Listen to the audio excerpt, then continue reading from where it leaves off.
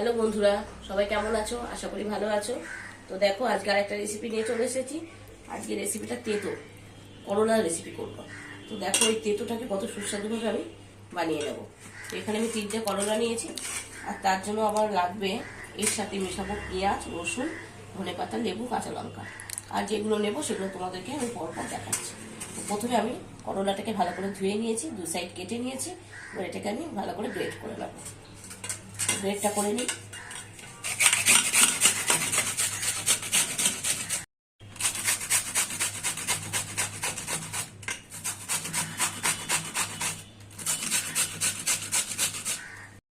তো ঘষে নিয়েছি। এবার করলার এই পোর্শনটা যেটা ঘষা যাচ্ছে না, এটা আমি ফেলে দেব। আর এখান থেকে আমি করলার দানাগুলো বেছে বেছে ফেলে দেব। যদি তোমাদের কাছে করলাগুলো কচি থাকে তাহলে দানাগুলো তোমরা সেক্ষেত্রে নিয়ে নিতে পারো, ফেলবে না। এখানে করলার দানাগুলো যেহেতু বড় বড় হয়ে গেছে, পেকে গেছে, তো আমি দানাগুলো ফেলে দিচ্ছি। তো দানাগুলো বেছে আমি ফেলে দিই। তো দেখো, সব দানাগুলো আমি বাদ দিয়ে ফেলে দিচ্ছি।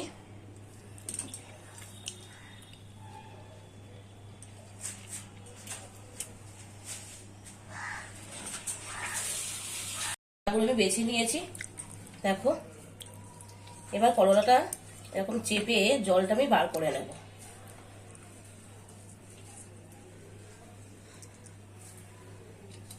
যারা তেতো পছন্দ করো তারা এই জলটা বাদ না দিতেও পারো। তো করলা তো বড় ছোট অনেকেই তো করলার গুণ থাকা সত্ত্বেও কিন্তু পছন্দ করে না খাওয়া। তো এইভাবে বানিয়ে বড় ছোট সবাই কিন্তু একদম চেটে ফুটে খাবে। আমি যেভাবে বানাচ্ছি সেই পদ্ধতিতে যদি তোমরা বানাও, তখন কিন্তু কেউ মুখ ফেরাতে পারবে না। এই জলটা কিন্তু আমি আর কোনো কাজে লাগাবো না, এই জলটা আমি ফেলে দেবো। এবার কড়াইতে আমি ফোড়ন দেব। কড়াইতে আমি 2 চামচ তেল দিয়ে দিয়েছি, 2 বড় চামচ সাদা তেল দিয়েছি। তাতে আমি দেবো এই কালো জিরে ফোড়ন। তো কালো জিরাটা একটু নেড়ে চেড়ে এর মধ্যে আমি দিয়ে দেবো পেঁয়াজ কুচি, রসুন কুচি দিয়ে একটু ভালো করে ভেজে নেব।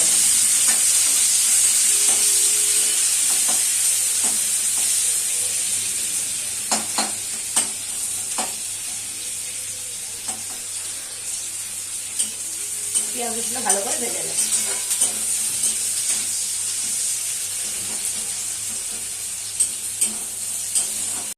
তো যখন পেঁয়াজ রসুনটা এরকম ব্রাউন ব্রাউন ভাজা হয়ে গেছে, এর মধ্যে আমি করলা গ্রেটটা দিয়ে দেবো।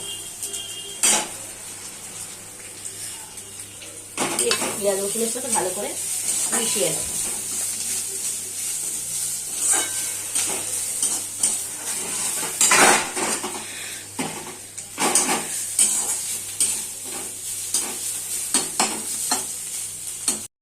একটু মেশানোর পরে এর মধ্যে আমি দিয়ে দেবো হলুদ।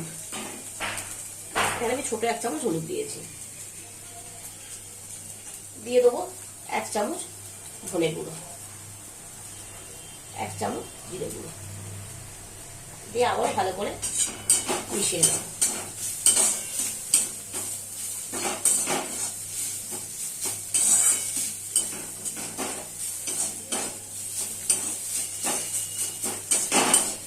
এবার একটু মিশিয়ে আমি এর মধ্যে দিয়ে দেবো একটু নুন। আমি 1 চামচ নুন দিয়েছি, যে যার পরিমাণ মতো নুনটা দেবে।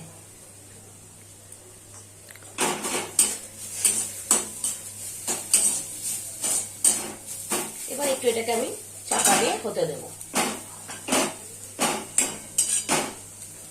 আঁচটা লো করে আমি একটু এটাকে হতে দেব। যখন করলা এরকম ভালো ভালো একটু ভাজা হয়ে গেছে, তখন আমি এর মধ্যে একটু জল অ্যাড করবো। জলটা কিন্তু আমি একটু একটু করে এইটুকুই জলই অ্যাড করবো, কিন্তু একবারে না।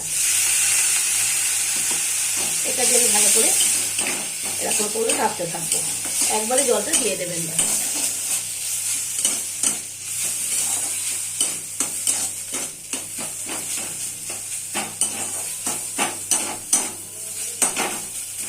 এবারে আমি এর মধ্যে দিয়ে দেবো কুচানো কাঁচা লঙ্কা,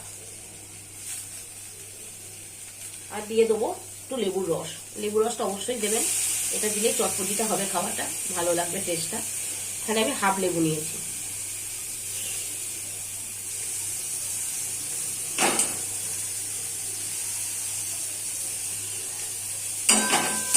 দিয়ে আবারও ভালো করে মিশিয়ে নেব।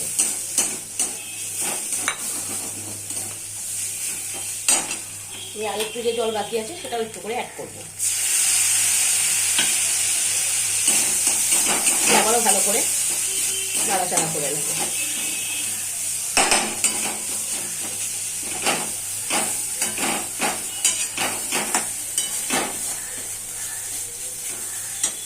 এরকম একে একে আমি জলটা সব দিয়ে দিলাম।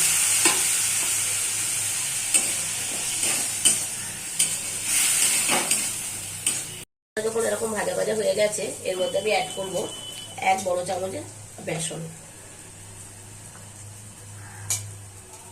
আর দিয়ে দেবো কুচানো ধনেপাতা,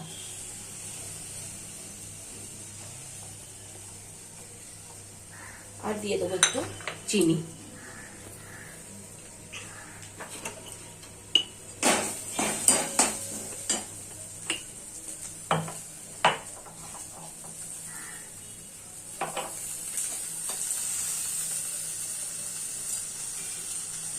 একটু চিনি দিয়ে দেবো, দিয়ে ভালো করে আমি মিশিয়ে নেব।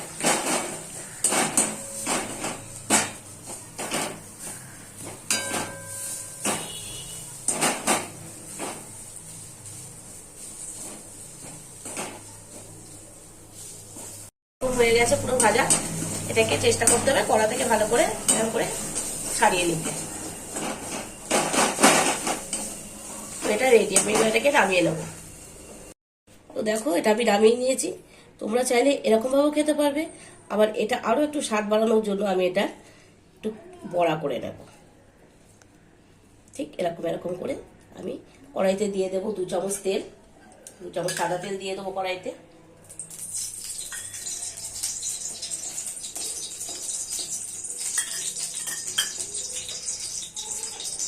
আর এরকম এরকম সেক দিয়ে নেব।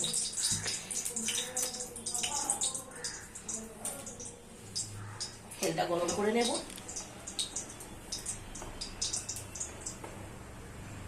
এটা খেতে আরো বেশি টেস্ট লাগবে।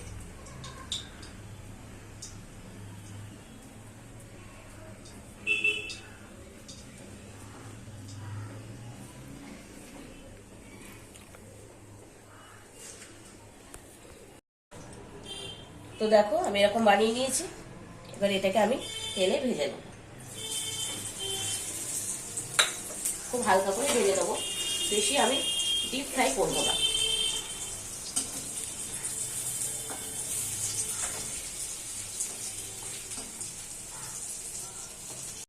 আমি একটা একটা করে এপাশ ওপাশ হালকা হালকা ভেজে নিচ্ছি।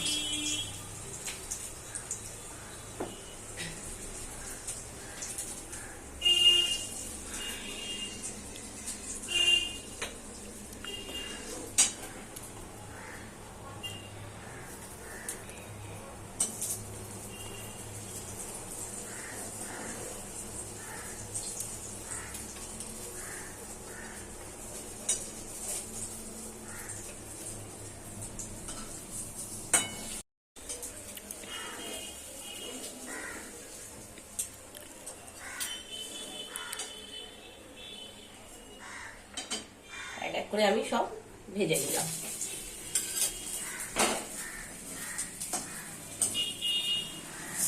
ভাজাগুলো কমপ্লিট।